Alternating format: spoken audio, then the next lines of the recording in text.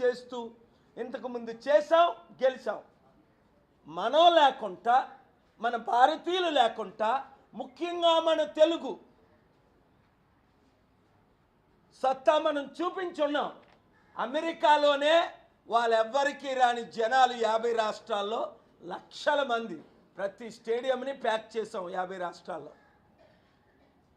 అవన్నీ చూసే 6 ప్రెసిడెంట్లు నా మీటింగ్లకు రావడం జరిగింది. అప్పుడు నేను చెప్పినట్టు చేసుంటే బిల్ క్లింటన్, ఫాదర్ బుష్ 89 నుండి 92 చైనా వారికి శత్రువు అయ్యేది కాదు, ఇండియా వారికి ఇంకా మిత్రువు అవును. ఇప్పుడైనా నేను ఇంగ్లీష్లో ముందు ఎందుకు మాట్లాడానంటే ఆ మెసేజ్ వారికి పంపడానికి, ముఖ్యంగా మీడియా ద్వారా మన నాయకులకు పంపడానికి. ప్రధానమంత్రి, ముఖ్యమంత్రులు వారి పని వారు చేయాలి. ఈ విషయంలో నాకు మద్దతు ఇస్తే నేను సుప్రీంకోర్టులో, అక్కడ మన మిత్రులు చీఫ్ జస్టిస్ జాన్ రాబర్ట్స్ గారు 97లో నా మీటింగ్ అటెండ్ అయ్యారు. 17 లక్షల మంది వచ్చినప్పుడు వాషింగ్టన్ డీసీలో.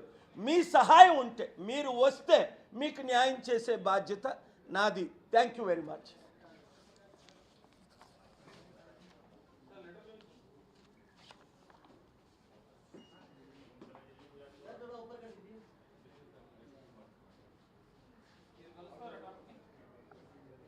తప్పకుండా. అన్నిటికంటే ముఖ్యం జాన్ థూన్. సెనెట్ అప్రూవల్ అవ్వకపోతే ట్రంప్ ఏమీ చేయలేరు. ఈరోజు మోస్ట్ పవర్ఫుల్ నా మిత్రుడు. ఆయన కాంగ్రెస్ మ్యాన్గా ఓడిపోతే ఆయనకి జాబ్ ఇచ్చా 2002లో. ఆయన ఇప్పుడు సెనెట్ చైర్మన్. సో దేవుడు మనకి అన్ని అవకాశాలు మంచిగా ఉన్నాయి. నేను వెళ్తాను, మీ మద్దతు కావాలి.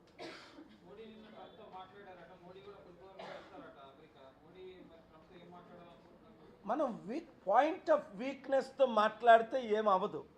స్ట్రెంగ్త్తో ఇండియా అవసరం అమెరికాకి ఎందుకు ఉందో నేను క్లియర్గా ఎక్స్ప్లెయిన్ చేశాను. అమెరికాకు ప్రధాన శత్రువు చైనా. ఇప్పుడు ఈక్వల్ పవర్స్లో అనేక మార్గాల్లో ఈక్వల్ పవర్స్తో ఉంది చైనా.